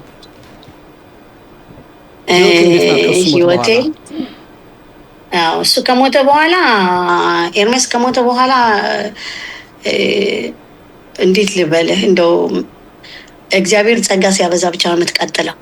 አይቀጣ አንዳንድ ነገሮች የሚያስቆሙ ነገሮች አሉ፣ ግን እግዚአብሔር ሲያበረታ ስትል ትቆማለህ። ድጋፍ ሲኖር ከእግዚአብሔር ትቆማለህ እንጂ እንደዚሁ አይቻልም። እኔ ቤት ውስጥ እገባለሁ። አሁን ግብት እላለሁ አይደለ? 5 ሰዓት ላይ እሱ ይመጣል። 5 ሰዓት ከሰዓት ማለት ነው። አሁን ከ2 ሰዓት በኋላ ማለት ነው። እና ሲመጣ ይደውላል። ኤማ አሁን ማድርጎቱ ጋር ልወጣ ነው እያለ ነው እየደወለ ነው የሚመጣው እና ያ ይናፍቀኛል። ያ የሚለው ነገር አለ፣ በቃ ያልተለመደ የሚለው ነገር አለ። እሱ ጋር ብቻ የሆነ ነገር አለና ይናፍቃል። ልጅ እንዴት አይናፍቅም? እኔ ሁሉ ነገሩ ነው የሚናፍቅ እንጂ ይናፍቃል። ሁሉም ይናፍቃል። ምንም የእሱን ቦታ ሊይዝ የሚችል ነገር የለም ብዬ አምናለሁ። ያው እሱ በሞተ ቀብሩ ስነ ስርዓትም ተገኝቼ ነበር። እዛም በኋላም ቤትም ያው ከምትኖርበት ከተማ ማሊያ ዶሜም እዛ አካባቢም ሰሞኑንም ትንሽ ብቅ እያልኩ ማይቼ ነበርኩና ይህ ማህበረሰቡ የነበረው ትብብር በተለይ ጓደኞቹ መጠው እንደዛ ተሰባስበው ቁጭ ብለው ግማሾች ሲያለቅሱ ግማሾች እሱን ሲያስቡት አይቻለሁና እንደው ለመጨረሻ ያህል ማለት የምትፈልጊው ነገር በእኝና በዚሁ እንሰነባበት። እሺ ያው የህብረተሰቡ እንዳልከው ነው። በቃ ከኔ በላይ ኤርሚያስን ያውቁታል። የሚገርመው አሁን በዚህ ሰሞን እያየው ሳለ ማለዶሜ ከኔ በላይ ያውቁታል ማን ኤርሚያስ እንደሆነ ማለት ነው። እና ትናንትናም ከትምህርት ቤቱ ተጠርቼ ነበረ ስለሱ ላወራ ማለት ነው። በጣም የሚገርም ሁኔታ ነው ያደረጉለት እና በቃ የማየው ነገር ስለሱ እስካሁን ድረስ ከነሱ ጋር እንዳለ ነው። በትዝታም በንግግራቸውም ስታይ፣ በቃላታቸውም ስታይ፣ በሚናገሩት ነገር አብሯቸው ያው የሱ አባባል ሁሉ እነሱ እየተጠቀሙበት አለና ያለውበት ያው ከብዳል፣ ቀላል አይደለም። ዞሮ ዞሮ እንግዲህ ነፍሱን ይማር፣ እግዚአብሔር ይስጥልን። እናመሰግናለን። ምስራቅ እግዚአብሔር ያበርታችሁ። አሜን። በጣም አመሰግናለሁ። መኮንን ተስፋ አልፋለሁ። ጤና ይስጥልን መኮንን። ጤና ይስጥልን ሽሎሞን፣ እንደምን ዋላችሁ? ሰላም ነህ ወይ? እንደምን አለ? ሰላም ነን፣ ክብሩ ይስፋ። ሰላም ነን። እንደ ሁሌውም ለምታደርግልን አስተዋጽኦና እርዳታ በጣም ከፍተኛ ምስጋና እየሰጠን አሁን ቀጥታ ወደ በሊባኖስ አልጀምርህም፣ ወደ ኢራን ነው መወስድህ። ከዛ ወደ አዛም ወስዳለሁ፣ ወደ ሊባኖስም ጊዜ ካለን እንግዲህ። አቶ መኮንን እንዴት ነው ጦርነቱ ሊታደስ ይችላል ብለህ ታስባለህ ወይስ ጨርሰናል ከኢራን ጋር? ጦርነቱ አላለቀም። በምንም ተአምር ጦርነቱን ጨርሰናል የሚል አባባልም አልናገርም። እንደምታየው የኢራን ሁኔታ አይታመንም። ኢራንም በአሁኑ ሰዓት የሆርሙዝን በር ዘግታ ፕሬዚደንት ትራምፕን ውሸታም እና ዝም ብሎ ነው ወሬውን የሚነዛ እያሉ ወደ አንዳንድ መርከቦች ወደ ሆዱ መርከቦች እየተኮሱ የሚያልፉትን እያቆሙ እነሱ የሚፈቅዱት ብቻ በተለይ የሲን እንዲሁም የሩሲያ ሌሎችም ሀገሮች እንጂ በዛ በኩል መርከቦች ማለፍ እንደማይችሉ አስታውቀዋል።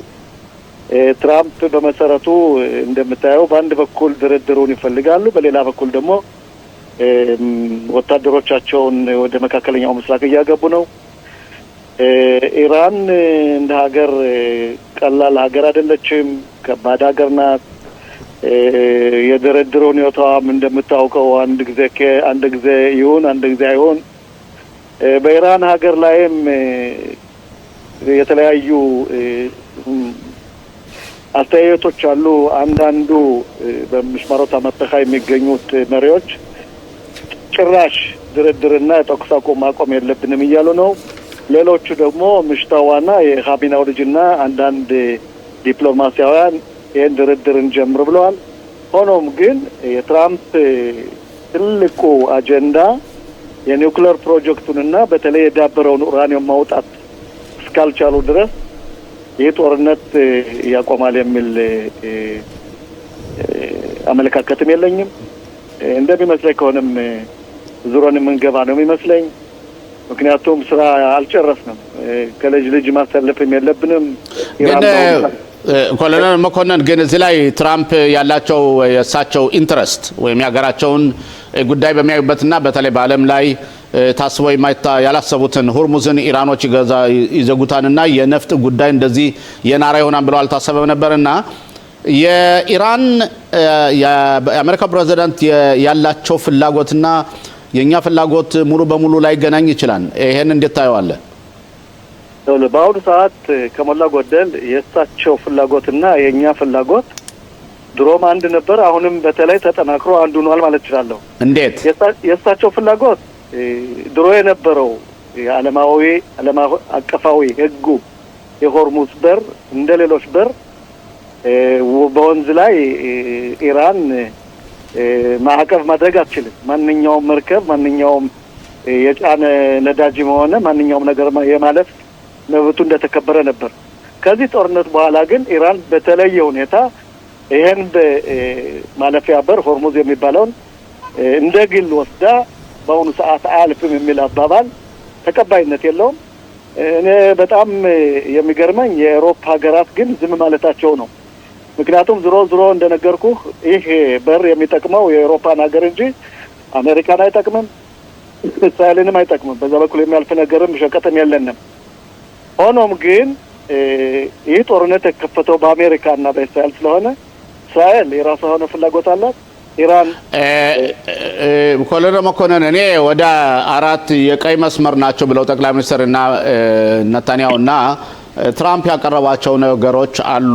4ቱ እንዴት ናቸው? አንዱ መንግስቱን መገርሰስ፣ ሁለተኛ የኢራንን መንግስት ማለት ነው መንግስታዊ ለውጥ እንዲመጣ ለማድረግ ያን ማለትም ማስተካከል ወይም ደግሞ ማዘጋጀት፣ ህዝቡ ራሱ ተነስቶ መንግስቱን እንዲቀይር፣ ሁለተኛ የኒውክሌር ቦምብ ፕሮግራማቸውን ሙሉ በሙሉ እንዲወድምና ያንን ኡራኒየሙን ደግሞ ከኢራን ሀገር ውስጥ እንዲወጣ፣ ሶስተኛ የሚሳኤል መገንቢያቸውንና ሚሳኤላቸውንና ድሮናቸውን በሙሉ ማውደም፣ ከዛ ደግሞ ፕሮክሲሳቸውን ወይም ረዳቶቻቸው እንደ ሁቲዎች የወተት ዝንቦች እንዲሁም እንደ ሂዝባላ እንደ ሐማስ ያለውን ከመርዳት እንዲቆጠቡ ነው። ስለዚህ የትኛውን ዓላማ ተገበር ነው ማለት እንችላለን? እሺ፣ ጥሩ ጥያቄ ነው። እስካሁን የተደረገው ያላቸውን ወታደራዊ አቅም የሚሳኤልና በተለይ ተኳሽና አስተኳሾችን ቀንሰናል ከሞላ ጎደል። ፕሮክሲዎችን እንደምታየው የመን በአሁኑ ሰዓት ቀጥ ብላለች። በተለይ ሁቲዎች ምንም ያህል ፍላጎትም የላቸውም፣ አቅምም የላቸውም። ሂዝባላ ከሞላ ጎደል ተዳክሟል። መተኮሻዎችን ማስታወቂያዎችን እንዴት ተዳክሟል እንችላለን አቶ መኮንን እያየነ ቆይ ተዳክሟል ያልኩበት ምክንያት ልነግርህ ነው። እሺ ተዳክሟል ያልኩበት ምክንያት ሂዝባላ ሁሉንም መሳሪያ ጥሏል ማለት አይደለም። ግን ከሞላ ጎደል በተለይ በአሁኑ ውጊያ ላይ በተለይ በእንጅብል ባደረግነው ውጊያ የሊባኖስ የደቡብ ሊባኖስ ህዝብ ቦታውን ለቆ ወደ ቤይሩት ነው ያለው። ይህ እንዳይመለስ እና ወታደር ያቀበራቸውን መሳሪያዎች አውጥቶ እንዳይተኩስ መከላከያ ባለበት ይቆያል። እስከ 10 ኪሎ ሜትር ቦታ ይዞ ማንኛውም የሺኢም የሆነ የሂዝባላ ጓድ በዛ አካባቢ እንዳይቀርብ ልክ አዛ እንደምናደርገው ብጫ መስመሩን ካለፈ ህግና መሰረቱ ወይም ስምምነቱ እንደሚፈቅድለት ሁሉ መተኮስ ይችላል። አሁንም እየተኮሰ ነው። ትላንትም ተኩሷል። ከትላንት ወዲያም ከተቋቋመ በኋላ የሚመለሱ በቃሉ እየተገደሉና እየተደፈጠጡ ነው። ስለዚህ ይህ ይቀንሷል። በተለይ የሰሜኑ ህዝብ በአሁኑ ሰዓት ትልልቅ ሚሳይሎች ከለሉ ሚሳይሎችን ጨርሶ ከሆነ ሂዝባላ ጨርሷል የሚል አባባል የለኝም። ግን ከሞላ ጎደል ያለውን መሳሪያን ያለው ወታደራዊ አቅም ቀንሰዋል። ከእንግዲህ በኋላ የራድዋን ኳህ ገብቶ በሰፈሮቻችን ላይ የእግር ውጊያ ያደርጋል የሚል አቋም የለኝም። ያ ነው ተቀንሷል አልኩት። በሌላ በኩል ግን እንደምታየው ወደ ሊባኖስ ስለወሰድከኝ ወደዛ ልሄድና ሊባኖስ መንግስት እንደምታየው ደካማ ነው። የሊባኖስ አገር ሁኔታ በጣም የሚገርም ነው። 30% ሺዎች ናቸው፣ 30% ክርስቲያኖች ናቸው፣ 30% ደግሞ ሱኒዎች ናቸው። ሱኒዎችና ሺዎች ይሄን ጦርነት ማቋረጥ አይፈልጉም። ምክንያቱም እንደምታውቀው ሂዝባላ መፈንቅለ መንግስት ለማድረስና ከሀገሪቱ ላይ ትልቅ ትውከት ለመፍጠር ዝግጅት አለው። ምክንያቱም ይሄን ጦርነት እኔ የሊባኖስ እንዴት ነው ጋሻ ነኝ፣ ሊባኖስን እኔ ነኝ የምጠብቃት የሚልና ወታደሮችን አዘጋጅቶ የሊባኖስ ህዝብ እያስጨፈጨፈ የሚኖረው እሱ ነው ለብዙ ዘመናት። ስለዚህ ትልቁ እንዲያውም ዛሬ ጠዋት እንደሰማሁት ከሆነ ሽሎሞ ሂዝባላ ናይም ካሰም አንዋን ፕሬዚደንቱን አስጠነቀቁታል። ያስጠነቀቁት ምንድነው? ይህ ድርድር ከእስራኤል ጋር የምታደርገው ድርድር ልክ አንዋር ሰዳት የደረሰው ድል ይደርሳል። ምክንያቱም አንዋር ሰዳት እስራኤል ሀገር መጥቶ ሰላም ስምምነት ፈርሞ ከተመለሰ በኋላ በግብጽ ሀገር ተገድሏል። ያ እንዳይሆን ተጠንቀቅ ብለው እየዛቱበት ነው።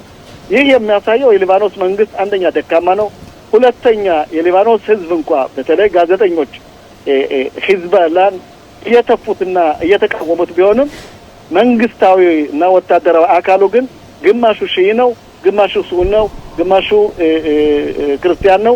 ስለዚህ ያ ወታደራዊ አካል የሊባኖስን ፍላጎት ይሰራል የሚል አቋምም የለኝም። ይህ ሁኔታ ለብዙ ጊዜ ወስደናል።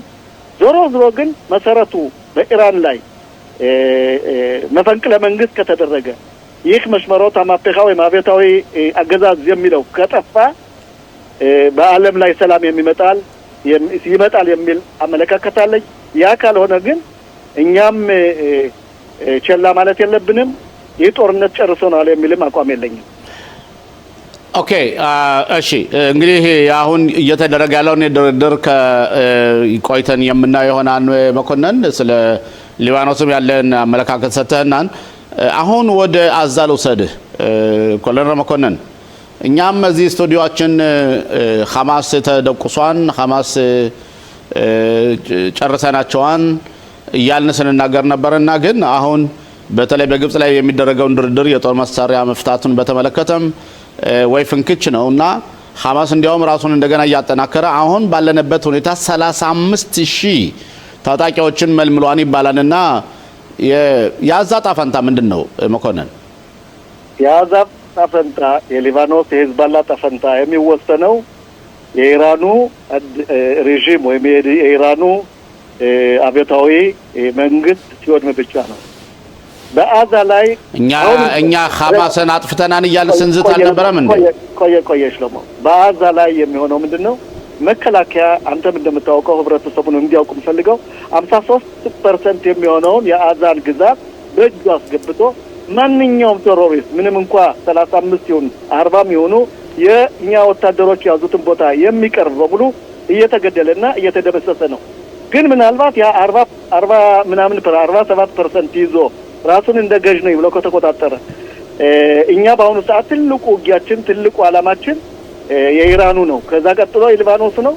ያንን እስካልቋጨነ ድረስ ወደ አዛ ተመልሰን የያዝናቸውን ቦታ ልክ እንደ ሊባኖስ እንደያዛቸው ቦታ ተቀምጠን አዛ እንዳለ ተቀምጠን የኢራኑን ሁኔታ መቋጨት አለብን። ወይም በጦርነት ወይም በሰላም ካልተፈታ፣ ኡራኒየሙ ካልወጣ፣ የኒውክሌር ፕሮጀክቷን ካልተወች፣ ሚሳኤሎችንና ተኳሾችና አስከኳቾችን ኢራን እስካላወደምነ ድረስ የጦርነት ያቆማል የሚል አመለካከትም የለኝም። ህብረተሰቡ ግልጽ መሆን ያለበት ማወቅ ያለበት ነው። በአሁኑ ሰዓት የሚደረገው እንዲሁ ፕሬዚዳንት ትራምፕ የሚሉትን ተከትለን ፕሬዚዳንት ትራምፕ ለእስራኤል ሀገር ትልቅ ውለታ ውለውላቸዋል። በሊባኖስ በኩል ያለው ጦርነትም እና ከኢራን ጋር እንዳይገናኝ ጥረት ነበራቸው። ግን ዝሮ እሳቸው ልመናም በቤይሩት ላይ የሚደረገውን በአየር የምናደርገውን ውጊያ አቁሙ እንጂ ጦር በእናንተ የሚቀርበውን በያዛችሁት ቦታ የሚቀርበውን ወታደር አትግደሉ የሚል አባባልም የላቸው። ያም ደግሞ ትልቅ አባባል ነው። ኦኬ ኮሎኔል መኮንን አንተ ወታደር ነበርክ፣ በውትድርና እያገለገልክ ኮሎኔል ማዕረግ ድረስ ደርሰሃን። በእርግጥ ውትድርናውን አገልግሎት የለቀቀው ብትሆንም ነገ ወዲያ የሰማዕታት ሙታን ወታደሮቻችን እንዲሁም በሽብርተኝነት የተገደሉበትን የምናስታውስበት ቀን ነው። ከዛም ደግሞ ሮብ የእስራኤል ሀገር ነጻነት እንደገና ሁላችን የምናከብርበት ቀን ነውና በእነዚህ ጉዳዮች ላይ እንደው እስቲ በግልህ የምትናገራቸው ነገሮች ካለው 1 ደቂቃ። አንደኛ ይህ የሰማዕት ሁኔታ እንደምታየው ከአመት አመት እየጨመረ እስራኤል በልጆቿ ደም የተገነባች ሀገር ናት። ደማቸውን ለከፈሉ ወታደሮቻችን፣ የመከላከያ አባላት፣ የሻባክም ይሆናል የሞሳድም ይሆናል እነዚህ ሰዎች በግልም በቴሮሪስት የተገደሉት ቀን መታሰቢያ እንደ ሀገር አቀፋዊ በሆነ ሁኔታ መታሰብ አለበት፣ ይገባቸዋል። ሌላው ነጻነታችን ደግሞ የሚነሳን ምንም አይነት የለም። መከላከያ አለን። በአሁኑ ሰዓት ከእስራኤል ሀገር ተቋማት ጀምሮ ራሳችን የመቋቋምና በልጆቻችን ደም እየቆምን ስለሆነ የነጻነት ቀናችን ማክበር አለብን። ዓለምን ማወቅ አለበት። ህዝቡም ወጥቶ በዚህ ሁኔታ ያው በጥሞና የደጀን የሰጠውን ትዕዛዝ ተቀብሎ በጥሞና ይሄን ቀን ማክበር አለበት። ይሄ ነው ሀገር የሚያደርገን። ቴሮሪስት የሚለየን ይሄ ነው። ስለዚህ መከበር አለበት የሚል ቃል ነው። መልካም እንደ ነጻነት ቀን እንዲሆን እመኛለሁ።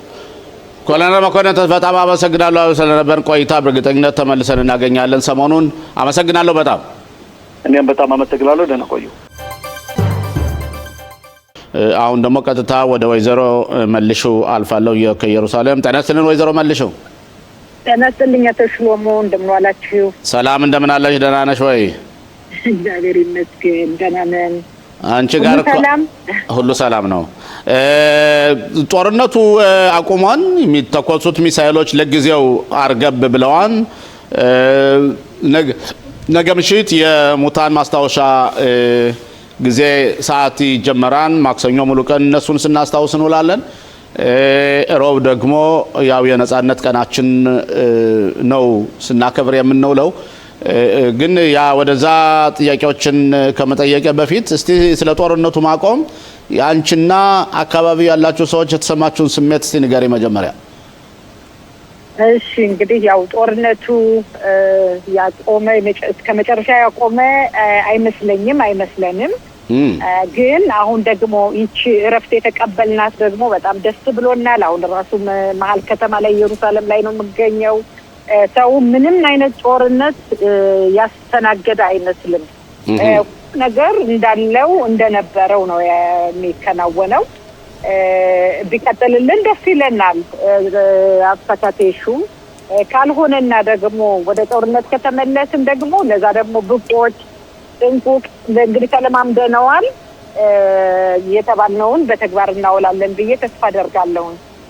ከዛ በመቀጠል እንግዲህ ያው የማስታወሻ ቀኑ ያልከውን እውነት ነው። 25,000 644 ሰው ነው ህይወቱን ያጣው ማለት ነው። ኦክቶበር 7ም እንዲሁም ደግሞ ከኢራን በተተኮሰ ራሱ የሞቱትንም በማጠቃለል ማለት ነው። በዚህ የማይረሳው ምንድነው የኢትዮጵያ ይሁዶች ራሱ ሲመጡ ብዙ ነገር የከፈሉት እዚች ሀገር የተቀደሰች ሀገር እንደርሳለን ብለው ሳይደርሱ ለቀሩት እነሱንም በዚሁ ያው ማስታወስ አለብን ሁሉንም ማለት ነው። በእነሱ ላይ የተመሰረተ በወታደሮች በሁሉም የተመሰረተች ሀገር ናት እና በእነሱ ላይ ነው እኛ ቁመን እነሱ ዋጋ ከፍለው እኛ ደግሞ ሳንከፍል እግዚአብሔር ለዚች ቀን ያደረሰን ነፍሳቸውን ይማር።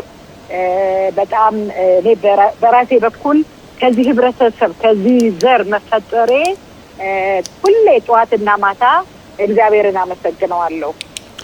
መልሾ እዚህ ላይ በተለይ ሙታንን ማስታወሻ በምናስታውስበት ጊዜ በተለይ በ7 ቀን 10ኛ ወር 23 ዓመተ ምህረት ከዛን ጊዜ በኋላ በተደረገው ጦርነትም ከዛም በፊት የነበሩት እኛ ከኢትዮጵያ አብራክ የወጡት ወንድሞቻችን ቁጥር ፕሮፖርሽናሊ ስናየው የሞቱት በጣም ብዙ ነው እና ይህን የሚያሳየው ምንድነው? የኛን ማህበረሰብ ብዙ ጊዜ ዘረኝነት አለ፣ ችግር አለ። ኢትዮጵያ የቀሩትን ዘመዶቻችን የእስራኤል ሀገር መንግስት መድሎ እያደረገ ያመጣልን አልፈልግም እያልን ሁሉ ጊዜ ኮምፕሌን እናደርጋለን። ግን በጦር ሜዳ ላይ ግን የኛ ወጣቶች የኛ ጀግኖች የሚያደርጉት ተጋድሎና መስዋዕትነት ይሄ ነው አይባልም እና ይሄ እንዴት ነው የምታየው? በአንድ በኩል አገሪቱ ኢትዮጵያ የቀሩት ወገኖቻችን እንዳይመጡ እኛም እንድንመጣ የተደረገው ጥረት በጣም የመነመነ ነው። እዚህ ሀገር ከመጣን በኋላ ግን ለሀገራችን መስዋዕትነት እየከፈልንና ነው። ሁለቱ ነገሮች እንዴት ታያቸዋለሽ? አቶ ሽሎሞ እውነት ነው። እዚህ የከፈልነው ዋጋ ከባድ ነው። ልጆቻችን ግን ምንድነው አሁን እኛ በተለይ እድሜያችን ገፋ ብሎ ከኢትዮጵያ የመጣ ነው እስቲል እስካሁን ድረስ ከዚህ ካለው ህዝብ ጋር አልተዋወቅም። ብዙ እንግዲህ ከአበሻ ጋርም በሌላ ነገር በብዙ ነገር ስለምገናኝ ሳይ ወጣቶች ግን ከዚህ የተወለዱት በትንሽነታቸው የመጡት እስራኤል ሀገር የገቡት 8 ዓመት 10 ዓመት ይዘን 12 ዓመት ድረስ ነው። ሌላውን ትንሽን ብትተወው ብዬ ነው ተለቅም ብለው እነሱ በጣም ከአገሩ ከህዝቡ ጋራ የተስማሙ ምንም አይነት የኢትዮጵያ የሚባል ነገር ስለሌላቸው የማስታወስ ይሄ አገሬ ብለው ህዝቤ ብለው ስለተቀበሉት ለነሱ በጣም አስብ እንግዲህ አንዳንዴም ልጆቻችንን ወይ የሆነ ነገር አድርጋችሁ ቅሩ አትሄዱ ዛሬ ውትድርና አሞኛል ብለህ እንዲህ ብለህ ሲባል ነው ጓደኞቼ እዛ ሆነው እዚህ አልቀመጥም የሚሉ ጀግና ልጆች ነው ያሉን እና የነሱ ከህብረተሰቡ ጋር በጣም ተዋውደዋል። እኛ ደግሞ የነበርንበት የሆነ ርዝራዥ ስላለ ብዙ ጊዜ ብዙ የማናውቅ ብዙ ነገሮች አሉ ግድ ይሁን ብለን በዚህ የምንለው ማለት ነው እና ያንን ትንሽ ስላልተዋሃድን ምንም ነገር ስትሆን ጥቁር ስለሆንን ነው የሆነሽ ነገር ስትሆን እንዲሆነን ነው ምክንያት ነው የምንፈልገው። ምክንያቱም የኔ የሚሰማኝን ነው ማንጸባርቀው የኔ የሚሰማኝን ነው እንጂ አብዛኛው የሚሰማውን አይደለምና ያንንም እኮ በትግል አብረን አንድ ላይ ሆነን ህብረተሰቡ ማሸነፍ እንችላለን ብዬ አስባለሁ። ለወደፊት ገባኝ። አሁን ወደ የውም አጥማውት ስለ የውም አጥማውት የምትይው ነገር ካለ? የውም አጥማውት እንግዲህ 78 ዓመት እናከብራለን። ይሄ ሁሉ ዋጋ ተከፍሎ አይመሰረትም። ጭራሽ አይሁድ የሚባል በምድር ላይ እንዳይኖር ነው ናዚው ሲጨፈጭፍ የነበረው። አሁንም የሚደረገው ጦርነት ሁሉ ኢቭን ከተማ አገር ሳይሆን አንድ ዘር አይሁድ የሚባል በዓለም ላይ እንዳይኖር ነው የሚደረገው። ግን ይህንን ሀገር የሚመሰርቱልኝ እንደምለው ይችን ሀገር የሰጠው የተናገረው የሰማይ አምላክ የእስራኤል አምላክ አንድና አንድ ስለሆነ ከሰው ጋር ይዋጋል፣ ሰው ከሌላ ሀገር ጋር ይዋጋል። ከእግዚአብሔር ጋር ግን መዋጋትና ማሸነፍ አይቻልም። ስለዚህ እግዚአብሔር ስለመሰረታት ይችን ሀገር አሁን ደግሞ የውም አጥማውቶቻችን እናከብራለን በደስታ ያው እንደተባለው የፒኩድ አውሬት የሚለንን ሰምተን ቤታችንን ቢሆን ያችን ቀን የወተከ እግዚአብሔር ለዚህ ስላደረሰን ይሄው እንግዲህ እኛን ሊያጠፉ አቶ ሰሎሞ ፊዝቱ የነበሩት ኃያላንን ብለው ሲሉ የነበሩት እስኪ አሁን እንኳን ያለነ የት ነው ያሉት? ኦኬ እሺ ነገር እና እናከብራለን። እናንተ ኢየሩሳሌም አካባቢ ብዙ ኻሪዲዎች አሉ ማለትም የሃይማኖት አክራሪዎች በውትድርና አገልግሎት ላይና በሚደረጉት ሁኔታዎች ላይ እነሱ ትንሽ ኢንቮልቭ ያደረጉ አይደለም። ይህን የማስታወሻ ቀንና የነጻነት ቀን የዚያው አካባቢ ሰዎች በተለይ ኻሪዲዎች እንዴት ነው የሚያከብሩት? እንዴት ነው ብዙ ለምሳሌ እስራኤላዊ ወጥቶ በነጻነቱ ቀን የስጋ ጥብስ እየጠበሰ ሙዚቃ እየሞዘቀ ከአንድ ላይ ሆኖ እየተደሰተ ይውላልና ኻሪዲዎች እንዴት ነው የሚያሳልፉት እናንተ አካባቢ ያሉት? እነሱ እንግዲህ ብዙ አብዛኛው ማለት አልችልም መናገር አልችልም ስለ ብዙ እኔ ለተወሰነ ላየሁት አንደኛ ውትድርና የማይገቡት እነሱ በጦርነት ስለማያምኑ ለዛ ነው በጦርነት ስለማያምኑ ያው ውትድርናውንም እንደማይስማሙ ግን አብዛኛው አይደለም። እንደገና እነዚህ ኪፓስሩ ጋር የሚባሉት የሚገቡም አሉ። ያ ሰፋ ያለ ውይይት ነው። አሁን የማጥማውቱንም እንደዚሁ ብዙዎቹ እንደማያከብሩ ነው ያንን ነገር ያው ምክንያቱም እነሱ በእግዚአብሔር ብቻ ስለሆነ የሚያምኑት ይሄንን ነገር ብዙ አይቀበሉትም፣ ብዙ አያከብሩትም። ሌላው ህብረተሰብ ግን ይሄንን ነገር በስነ ስርዓቱ ተቀብሎ በስነ ስርዓቱ ተደስቶ ብዙዎቹ ያከብራሉ። በተለይ ጋና ፓሞን፣ ጋንሳከር፣ ታየሌት፣ አርሞና ናጺብ በጣም በጠዋቱ ካልወጣት በስተቀር ቦታ አታገኙ። ደስ የሚል ጊዜ ነው። ኢየሩሳሌም በተለይ በጣም ነው የሚያምረው በዛ ሰዓት። ያው እንግዲህ ደግሞ በሚቀጥለው ወር ዮም ኢየሩሳሌም ይመጣልናል በ15/5/26 እና መልሾ ኢየሩሳሌም ልናከብር በጣም ተዘጋጅተናል ብለሽኛል እና በዚህ በጦርነቱ ምክንያት አንዳንድ ከተማዎች በተለይ የከተማ ከንቲባዎች የሚያደርጉትን የደስታ መግለጫ ሰርዘውታል። ኢየሩሳሌም ከተማ ተሰርዟል ወይስ እንዴት ነው? ኢየሩሳሌም ከተማ አልተሰረዘም። በቀደም ዕለት ከንቲባችን ሲናገሩ ነበር። ግን ያው ፒኩድ አውሬፍ እንደ አዘዘው የደጀንዝ ማለት ነው የሚለውን እንሰማለን። ለነገሩ በየጊዜው መግለጫው ስለሚደረግ ያን ተደርጎ የሚቻል ከሆነ አብሮ ወጥቶ ማክበር ይቻላል። አሁን ደግሞ ጊዜው ያው አስከፊ ስለሆነ ደግሞ ቤታችን በረንዳ ላይ ሰፋ ያለው ግቢ ውስጥ ደግሞ ጊና ያለውም ቤተሰብ ካለን እዛ ሆነን ያችን ቀን እቤትም ሆኖ ተሰባስቦ ያንን ቀን ያው ብዙ ሰው ያሳልፋል ብዬ ተስፋ አደርጋለሁ። አንቺ ባልሳሳት ባለፈው ስናወራ ልጆችሽ ወታደር ልጆች አሉሽ ወንዶች እነሱስ ልጆችሽ አሁን ሚሊዮን ይሄዳል አገልግሎታቸውን ጨርሰዋል። እንዴት ነው እና እነሱስ የሚያከብሩት አመት ባሉን ልጆችሽ? የኔ ውትድርና ላይ ናቸው። የሚመጣ አይመስለኝም አንደኛው። አንዱ ግን ከመጣ ከአንደኛው ጋር ሆነን እናከብራለን ከቤተሰብ ከጓደኛ ጋር ብዬ ተስፋ አደርጋለሁ። እዛም ቢሆን እኔም በጣም ደስተኛ ነኝ። ጓደኞቹ ጋር ከራሱ ካሉት ጋር ስለሚያከብር ከኛ ጋር እንዳከበረ ነው መቆጥረው። አብሮኝ ቢሆን ደስተኛ ነኝ። ባይሆንም ደግሞ እሱ የተለየ አይደለም። ሌሎቹ ጓደኞቹም አብረውት ነው ያሉ። በዚህ የሚያዳምጡንም በብዛት ልጆቻቸው እዛ ናቸው ያሉና የኔ የተለየ ስላልሆነ ምንም አይነት ማጉረምረም አላሳይም። ደስተኛ ነኝ። ይችን ሀገር ራሱ የመጠበቅ አሁን በዚሁ አጋጣሚ እንዳነሳው ለዚች ሀገር ልጆቻቸው የተሰዉ በጣም ብዙ የኛ ህብረተሰብ አሉና ሊኮሩ ይገባቸዋል። ዝም ብለው አይደለም ልጆቹ በቃ ለዚች ሀገር ስለከፈሉ ቤተሰቦች ሊመሰገኑ ይገባል፣ ልናበረታታቸው ይገባል፣ ልንደግፋቸው ይገባል። ይሄን ነው የምለው። መልሾ በእውነት በጣም እናመሰግናለን ለአብሮን ለነበረን ቆይታ። እንደ ሁሌውም ቢሆን ይህን አመት ባሉን በተመለከተ ስለሚደረገው አከባበርና ዮም ዚካሮን አንዳንድ መረጃዎችን ሰብስቤልንና በእርግጠኝነት በሁለተኛ ጊዜ ስንገናኝ የበለጠ መረጃ ትሰጭናለሽ። ስለነበረው ቆይታ በጣም እያመሰገንኩ መልካም ዓመት በዓል ይሁንልሽ እላለሁ። አሜን አሜን። ለሁላችንም ባይ ባይ።